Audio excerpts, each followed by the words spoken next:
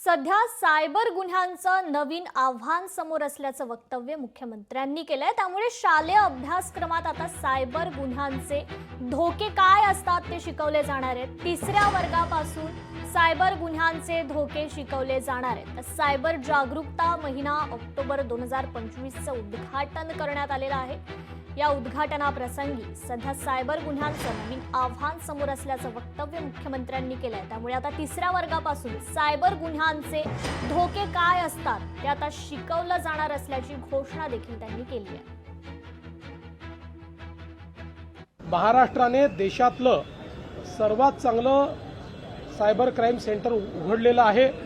ते अतिशय चांगल्या प्रकारे फंक्शनल आहे, पण त्याहीपेक्षा अधिक महत्त्वाचं आहे की हे गुन्हे घडू नये याकरता अवेअरनेस तयार करणं। कारण एकदा गुन्हा घडल्यानंतर फायनान्शियल लॉसेस आणि मेंटल ट्रॉमा, हा मेंटल ट्रॉमा काही तुम्हाला रिव्हर्स करता येत नाही, म्हणून ते घडूच नये या दृष्टीनं मोठ्या प्रमाणात अवेअरनेस करणं हे गरजेचं आहे। आणि म्हणून केंद्र सरकारच्या वतीनं अशा प्रकारचा हा अवेअरनेस मंथ सुरू झालेला आहे, जो आपण आज महाराष्ट्रात सुरू केला आहे। आणि पुढच्या टप्प्यामध्ये विशेषतः आमचे जे विद्यार्थी आहेत, स्टुडंट्स आहेत, त्यांच्यामध्येही मोठा अवेअरनेस कॅम्पेन आम्हाला चालवायचा आहे। त्याची आज सुरुवात आम्ही केलेली आहे।